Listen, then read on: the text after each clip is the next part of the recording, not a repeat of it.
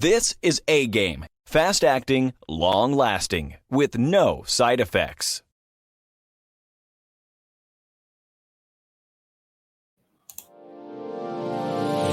Hey all my Crimsonites, and welcome to the Crimson Cure channel, where we embrace our femininity, increase our womanly values, and celebrate our brothers. So join me on our feminine journey to learn, heal, and grow.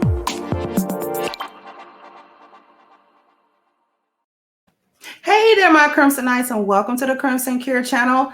I am your host, femininity coach, and author of the Crimson Cure, and this is my perspective. So I got a little clip for you guys to listen to, because we're talking about how Black women actually sabotage their families. So this clip is from a radio show that is hosted by Young Jock and two other people, and I'm just going to go ahead and let you guys listen to this clip, and then I'm going to be back with my perspective.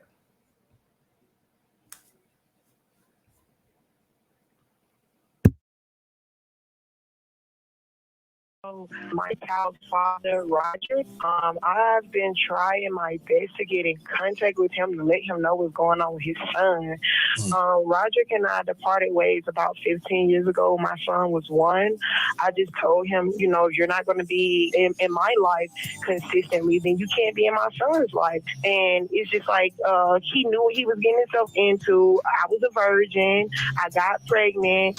He knew that I was only trying to be with him, but it's like when I got pregnant, it was like he still wanted to do his own thing, and I wanted a family. So I told him if he didn't want to be in my life, then he couldn't be in my son's life. But it's to the point now I really need him. I really need him in my life now. But guess what? You pulled our son away from us because you and I wasn't together. Now, 16 years later, you want me to step in and play God and fix something. I can't fix 16 years worth of damage that you've done.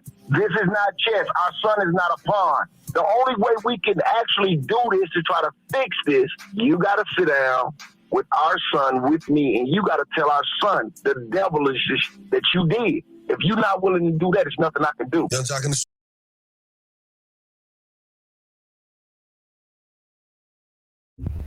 Okay, so you heard that clip.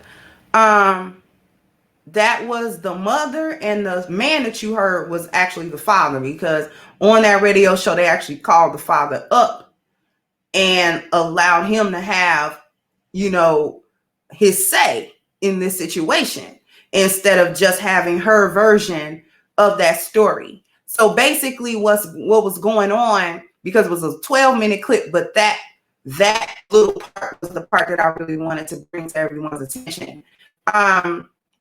What was really going on with it was this. The 16-year-old young man was having behavioral issues. Basically, he was no longer doing what she said or respecting her or anything. He was, quote unquote, acting out according to her. And so what she wanted was the father to come back after intentionally keeping that child away from him for basically his whole life. She wanted the father to come back and have authority, have system, order, and structure for her and her son, and to have leadership for her and her son. And I'm saying her and her son because the part that I didn't play, which they kind of played the entire morning clip, and it was callers and it was a lot of distractions, but I'll go ahead and put that link in the description box so that you guys can hear it on your own.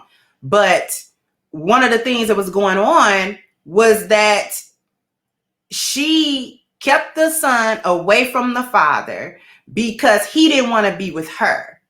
And during the course of that call, she was still saying, even though she admitted needing him, she was still saying, well, if you're not going to be with me, then you still can't really be with your son. The convoluted thinking is astounding. And this is how Black women actually sabotage their families, because she got on there and the word choices that she was using would have one believe that he just walked away from her and from her son, When the reality is she admitted saying, nope, I cut him off because he wasn't going to be with me. So therefore he couldn't be with my son. My son, not our son, not his son, my property. He was my property to take away from his father or give to his father. Now that that young man is a young man and not a little boy, he's 16. So he's entering into his manhood at this point. And he doesn't want anything to really do with you. He's acting out with you because he doesn't respect you. And what the father was saying was 100% spot on. You want me to come play God now. That's what you want. And you want me to come wave a magic wand and fix everything that you did for 16 years. And here's the thing. I want to sit down with you, with our son, while you explain to him the devilment that you did. Because what I'm not going to do is fight through the lies that you told him, whatever they were, about why I wasn't there. And I know you painted me out to be the bad guy. So what we're going to do is you're going to confess that to him, because we're going to clear that up. I'm not going to step in and he has this preconceived notion of who I am, who I'm not, why I wasn't there, what was going on with me, coming from your mouth, the person who actually had the audacity to keep us separated. Now, because you're not able to rule over him the way you want, now you want me. Well, you wouldn't be having this issue if you had not have done what you did. So I'm not going to swim upstream for you while I get to come in and still be the bad guy while I'm trying to instill. Because one thing that these hyenas don't understand, the men, when you're especially a young man, a teenage young man, if his father has not been around, he don't know him, he don't know what's going on with him, does not have any rapport with him, he does not have any history with him, he's not going to respect him. When he come in trying to regulate, that's not going to go the way you think it is. No, that young man going to be like, dude, I don't know you. Now all of a sudden you want to be my daddy? Come on. We not playing that game. I ain't got to do nothing that you say. Who are you? Where were you when I needed you when I was little? That's what the response is going to be. So you can't expect these men to just come in like a knight in shining armor and all of a sudden lay down the law, and overnight this young man is going to respect this older man as his father. You didn't set that up, ma'am. You set up the opposite thing. You made sure that that young man would never have the contact that he needed with his father to become a decent, good young man. And I'm not saying he's not a decent, good young man, but he would have that level of respect already for his father and for you. Now you need systems, order, and structure, because you admit now your failure in raising your son. And this is why I keep saying, just give these kids to their daddy. Just give them to their daddy. Stop stealing them. Stop stealing kids. Just go and give them to their father, but you can't stop it with the control mechanism. They're pawns in your game, the children. And now she think it's just a simple behavioral issue. That boy is angry. And that boy is angry because he didn't have his father. That boy is angry at her because some part of him probably know she's the culprit. And if that's not the case, he's angry at his father under false pretenses because of what she told him about his father and why he wasn't there. Well, he didn't want you and he didn't want us and blah, blah, blah, blah, blah. Whatever the case may be, got that boy angry. He's mad. That's what's wrong with him. He's not having just a simple issue at school or a simple behavior issue. No. That's deep-seated. He's angry. He's angry. He's resentful. of not having his father for whatever reason, whether he believed what she said or whether he feel deep down that she's part of the issue somehow, whatever the case may be. He's angry about that. He's angry at that father. He's angry at that mother. And what she's really done, what these women really do, is they teach their children, particularly their sons, the lost value system, family, where there's no love and support. She taught him that he doesn't have loving support. She took his support by taking him away from his father. She took his support. You ain't gonna be with me, so you can't have him. And I told y'all before, these men be having to emotionally detach from that because I can't let you just whoop me with it. I can't let you whoop me with it. All my life, all his life. I can't let you whoop me with that.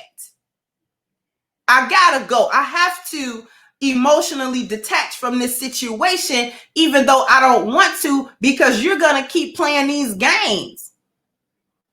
This parental alienation is a problem. It's not a small situation, and there really needs to be some law against it because the family court does nothing. When the woman wants to parentally alienate the father, the family court does not punish her. It does not mandate anything. It's like, oh, well, she could do that by law. And he still has to be on the hook for child support if he got to be on the hook for child support without the right to see his child or be in his child's life. She could completely take that child away from him and still expect the check to be cut. And the courts help you do that. Why? Because they are the personification of the lost value system where there's no loving support, because they don't attempt to help families be supported. They treat the man just like she do. A paycheck. Just hand it over. And then they always trying to paint themselves as a victim as well. Well, he left with, no. You took that child away. That's what happened. I'm tired of the word twisting. I'm tired of the word play. Because they come on with that little plaintive voice like they just been done wrong when you're the one doing wrong. These men are just not upping and walking away. You sabotaged your entire family. You have hurt that man and you have hurt that boy. You hurt that boy. And these hyenas couldn't give a care about it. Let them be hurt. I'm hurt, so everybody gotta hurt. I ain't happy, so nobody can be happy. He ain't with me, so I'm gonna make my child miss out on the importance of his father throughout his lifetime because I'm mad, because I feel some type of way, because his father rejected me 15, 16 years ago. I ain't got over it yet. Nobody told you to give your virginity away to a man that you wasn't married to, a man that wasn't serious or whatever the case may have been. Well, I wanted a family, not really. Because you did not procure the family before you procured the child.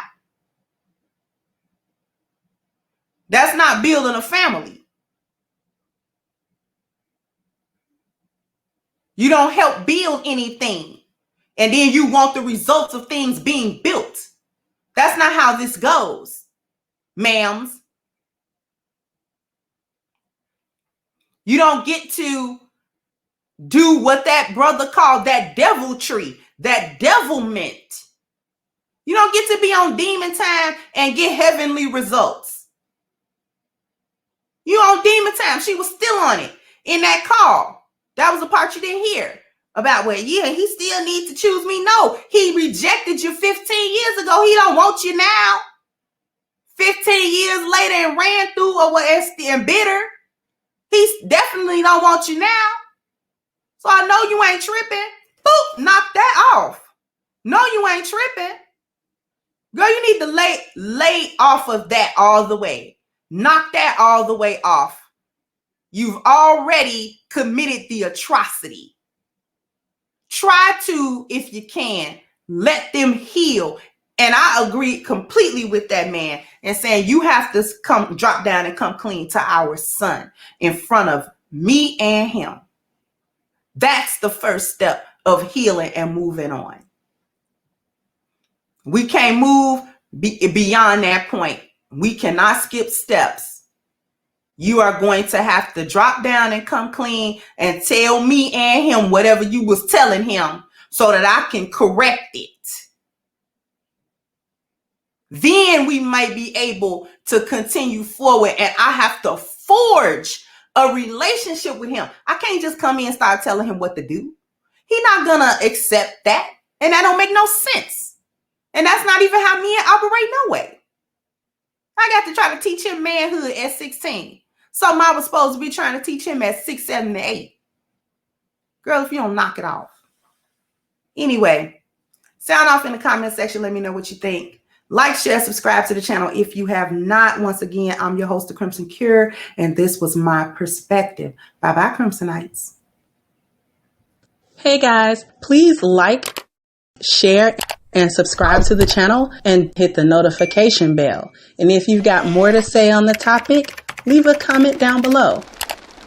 Also, don't forget to support our sponsor who so graciously supports this channel by clicking the description box and the link for A-Game at agameherbal.com. You can go ahead and get a 10% discount off of your next purchase using the code Kendra10.